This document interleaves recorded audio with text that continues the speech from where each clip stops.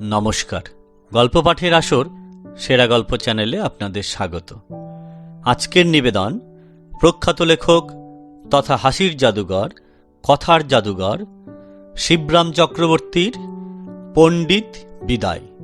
চলুন শুরু করা যাক আজকের গল্প, হাসির এবং মজার গল্প শিবরাম চক্রবর্তীর পণ্ডিত বিদায়। গল্প পাঠ ভালো লাগলে অবশ্যই গল্প শেষে লাইক দিতে ভুলবেন না। যারা এখনো সাবস্ক্রাইব করেননি, গল্প পাঠ ভালো লাগলে অবশ্যই গল্প পাঠের শেষে সাবস্ক্রাইব করতে ভুলবেন না। চলুন শুরু করা যাক আজকের গল্প, শিবরাম চক্রবর্তীর পণ্ডিত বিদায়। পদ্মলোচন পোস্ট অফিস থেকে ফিরছে। মানুষের সঙ্গে দেখা হলো পথে। তোর হাতে ওসব কি রে? পদ্মলোচন বলল, যত রাজ্যের খবরের কাগজ, স্টেটসম্যান, বঙ্গবাসী, এডুকেশন গেজেট, এই সব। বাবা পড়েন। হারে মানকে, পণ্ডিত মশাই আমাদের খাতা দেখেছেন? কত নম্বর পেয়েছি আমি? মানুষ গম্ভীরভাবে জবাব দিল, বোধহয় 11। মোটে? আর তুই? 5 কি 7। তবে আমি বাবার অজান্তে নম্বরের পাশে সংখ্যা বসিয়ে 55 কি 47 করে নেবক্ষণ। ভাগ্যিস 11 পাইনি, তাহলে কি মুশকিল যে হতো। 100-র মধ্যে 110 তো আর পাওয়া যায় না। আর সব ছেলেরা 3, 2, 0, অনেকে আবার -5, -7 পেয়েছে। তারা সব ফ্রিজিং পয়েন্টে, সব বিলো 0। পদ্মলোচন হাসতে পারল না। তোর আর কি, তুই পণ্ডিতের ছেলে, তোকে তো আর কিছু বলবেন না। মার খেয়ে মারা যাব আমরা। পদ্মলোচন বাড়ি ফিরে যেন ভাবনার অকুল পাথারে পড়ল। সংস্কৃতিতে মোটে 11 পেয়েছে।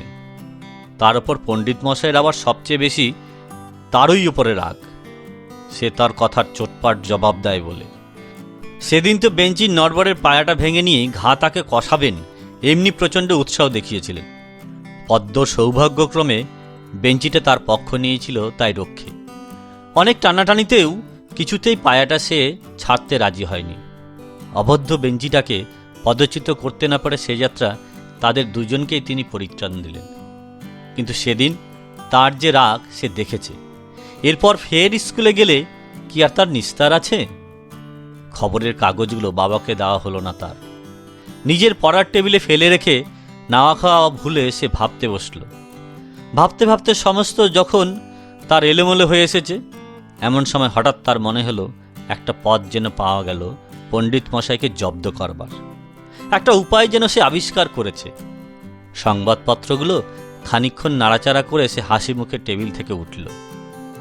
স্কুলে গিয়ে শুনল সংস্কৃত পরীক্ষায় তাদের নম্বরের বহর দেখে হেডমাস্টার মশাই এমনই হতভম্ব হয়ে গেছেন যে তিনি স্বয়ং আর পণ্ডিত মশাইয়ের ক্লাসে আসবেন। খবর পেয়ে পদ্মলোচন খুশিই হল। সে প্রস্তুত হয়ে এসেছে। আজ একটা ভিত সে করবেই। তার নাম পাল্টে ধূম্রলোচন বলে ডাকার, যখন তখন বেধড়ক পিটন দেওয়ার প্রতিশোধ আজ তাকে নিতেই হবে। ক্লাসে ঢুকে নাকে নস্যি গুজে 40 মিনিট তিনি ঘুমিয়ে সুখ করবেন, আর বাকি 10 মিনিট সুখ করবেন পড়া নেবার আছিলায় তাদের পিটিয়ে। এটি আর হচ্ছে না। পদ্মলোচন মরিয়া আজ। হেড পণ্ডিতকে সঙ্গে নিয়ে হেডমাস্টার মশাই ক্লাসে ঢুকলেন। ছেলেদের জিজ্ঞাসা করলেন, সবাই মিলে তোমরা সংস্কৃতিতে ফেল করলে কি করে হে? ছেলেরা নিরুত্তর। তিনি আবার প্রশ্ন করলেন, তোমাদের কোনো গভীর ষড়যন্ত্র ছিল নাকি? পদ্মলোচন জবাব দিল, পণ্ডিত মশাই আমাদের পড়ান না স্যার। পণ্ডিত মশাই চোখ পাকিয়ে বললেন, কি অধ্যাপনা করি না? যত বড় মুখ নয় তত বড় কথা। হেডমাস্টার মশাই পণ্ডিতকে বাধা দিলেন, আপনি থামুন, কি বলবার আছে তোমার বলো। সেদিন আমি পণ্ডিত মশাইকে একটা শ্লোকের মানে জিজ্ঞাসা করলুম, অবশ্যই পড়ার বইয়ের বাইরে। আনসিন প্যাসেজ তো আমাদের থাকে অ্যাডিশনালে, তা পণ্ডিত মশাই তার মানেই বললেন না। পণ্ডিত মশাই রাগে ফুলতে লাগলেন, কি কোন শ্লোকের অর্থ আমি করি নাই? শ্লোকার্থ জানি না আমি? দাঁত কিরমির করে পণ্ডিত মশাই যেন ফেটে পড়তে চাইলেন। নিয়ে আয় তোর কোন শ্লোক আমি অর্থ করিতে পারি নাই। হেডমাস্টার আশ্বাস দিলেন, বলো ভয় কি, তোমার মনে নেই বুঝি? পদ্মলোচন ঘাড় নাড়ল। হ্যাঁ আছে আমার, এই শ্লোকটা স্যার। হাবার্তাবা কহিতপসা টজেগন শকে ডুয়ে আন্ডিব অন্ডয়ফ্রয়ন মানটেষ্ট শিবাঙ্গব। শ্লোক শুনে পণ্ডিত মশাইয়ের চোখ কপালে উঠল। ভুরুকুচকে ভাবতে লাগলেন তার সারা জন্মে এমন অদ্ভুত শ্লোকের সাক্ষাৎ তিনি পেয়েছেন কিনা। পণ্ডিতকে নিঃশব্দ দেখে হেডমাস্টার মশাই বুঝতে পারলেন শ্লোকটা তেমন সহজ নয়, তাই তাকে উৎসাহ দেওয়া তিনি প্রয়োজন বোধ করলেন। একটু একটু বোঝা যাচ্ছে যেন উপনিষদ কিংবা পাজির বোধ হয়, কি বলেন? পণ্ডিত মশাই মাথা চুলকোতে লাগলেন। কোনো উদ্ভট শ্লোক, উদ্ভট গ্রন্থ থেকে এর মর্মোদ্ধার করতে হবে। আমি আজই বৈকালে এর অর্থ করে দেব, ও যেন মানকের সমবিবাহে আমার বাড়ি যায়। পদ্মলোচন বলল, না স্যার, সামনে দুর্গাপুজো, আমি বিছানায় শুয়ে থাকতে পারবো না স্যার। পণ্ডিত মশাইয়ের প্রহারের ভয়ানক প্রসিদ্ধি ছিল। হেডমাস্টার মশাই পদ্মলোচনের ভয় দেখে হাসতে লাগলেন। পণ্ডিত মশাই, ওটা কাল আপনি স্কুলে বলবেন, তাহলেই হবে। আমারও জানার কৌতূহল হয়েছে, একটু ঘেটে দেখবেন, পাজির কিংবা উপনিষদের হবে। ওই দুটোই তো আমাদের যত রাজ্যের শ্লোকের আড়ত। পণ্ডিত মশাই গভীর হয়ে বললেন, বেশ, আমার স্মরণে রইল।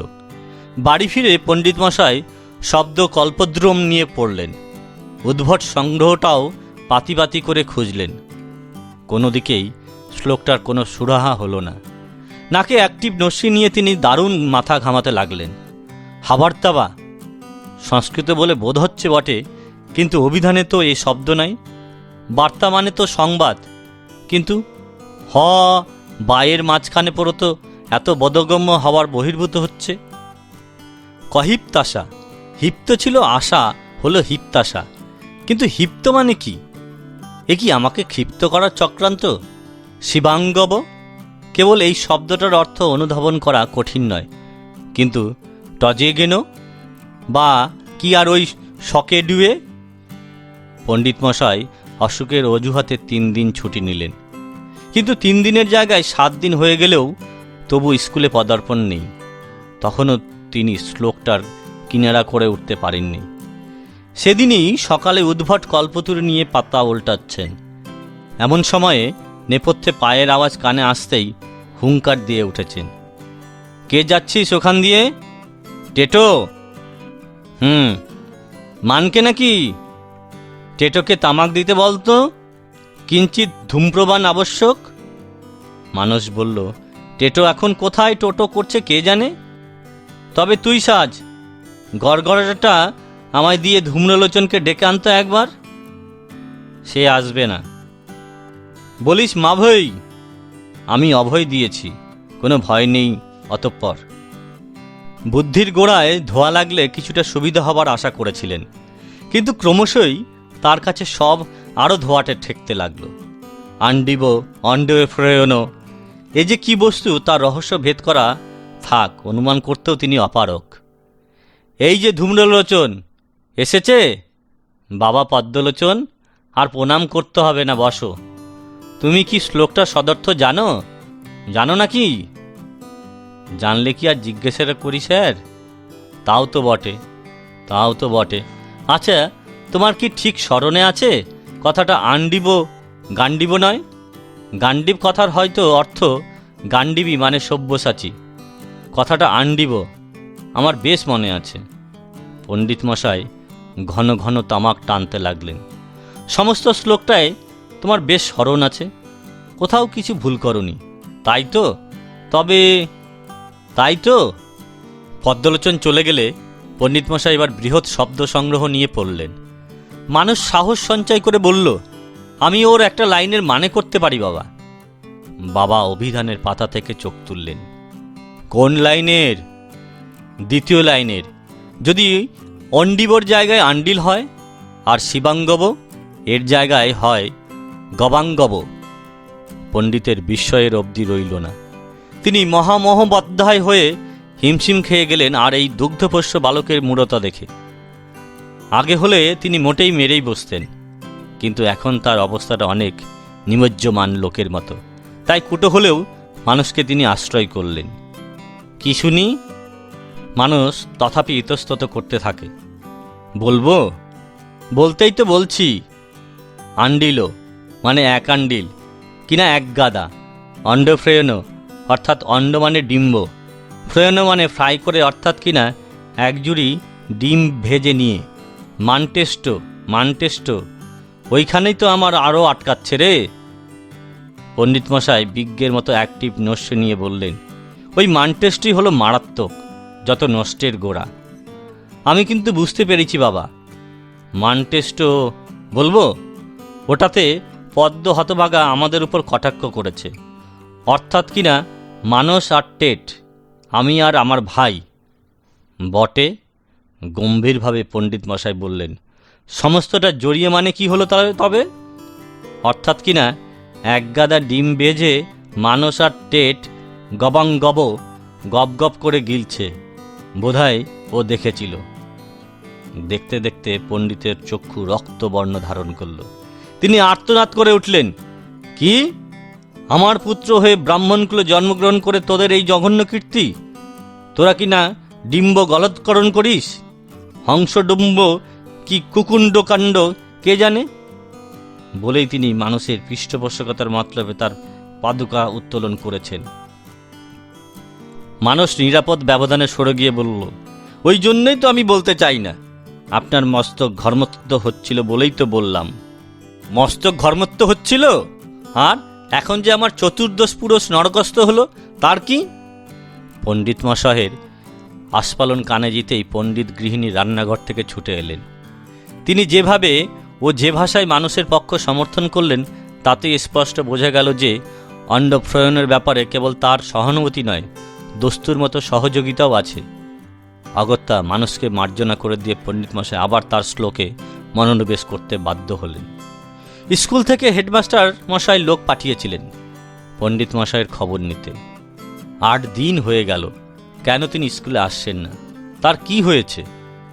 পণ্ডিত মশাই উত্তর পাঠালেন, সমস্তই হয়েছে, বাকি কেবল শকে ডুয়ে ওইটা হলেই হয়ে যায়। উত্তর পেয়ে হেডমাস্টার তো হতভম্ব।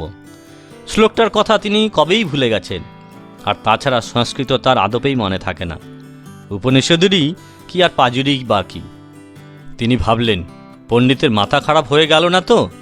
কাল নিজে গিয়ে দেখতে হবে। পরদিন পণ্ডিতের বাড়ি গিয়ে দেখলেন সদর দরজায় তালা লাগানো, তারই উপরে ঝুলছে টু লেট। পণ্ডিতের কোনো পাত্তা পাওয়া গেল না। কোথায় গেছেন কেউ জানে না। বাড়িওয়ালার পাওনা চুকিয়ে প্রতিবেশীদের কিছু না বলেই রাতারাতি তিনি নিরুদ্দেশ হয়েছেন। পদ্মলোচন পোস্ট অফিস থেকে ফিরছে, যত রাজ্যের খবরের কাগজ তার হাতে। শরীতের সঙ্গে পথে দেখা হলো। শরীত বলল, আচ্ছা শ্লোক ঝেড়েছিলিস ভাই, পণ্ডিত বেচারা পালিয়ে বাঁচল। পদ্মলোচন শুধু হাসে, দারুণ শ্লোক বাবা, পণ্ডিত মশাই একেবারে টজে গেন, লাভের আশা ত্যাগ করে উদাও হইলেন। পদ্মলোচন তবু হাসে, অবশ্যই মানকে একটা মানে করেছিল বটে, অর্থাৎ তুই নাকি তাকে আর তার ভাইকে লক্ষ্য করে ওটা বেঁধেছিস। পদ্মলোচনের হাসি আর থামে না। মানকের ছাই মানে, ও তো ডিমের মানে। সমুৎসুক হয়ে শরীর জিজ্ঞেস করে, তবে আসল মানেটা কি ভাই, বলবি না আমাদের? মানে এই যে আমার হাতেই রয়েছে, ও তো সব খবরের কাগজ। আরে এই নামগুলোই তো ওলটপালট করে দিয়েছি, উল্টো দিক থেকে এদিক ওদিক করে পড়লেই ওর মানে হবে এডুকেশন গেজেট, সাপ্তাহিক বার্তাবহ, বঙ্গবাসী, স্টেটসম্যান আর ফ্রেন্ড অব ইন্ডিয়া। ধন্যবাদ। গল্পটি ভালো লাগলে অবশ্যই আমার গল্পের চ্যানেলটিকে সাবস্ক্রাইব করুন। আগামীতে আরও সুন্দর সুন্দর, আরও হাসির এবং মজার গল্প, আরও শিবরাম চক্রবর্তীর মজার গল্প নিয়ে হাজির হব আপনাদের সামনে। ভালো থাকবেন।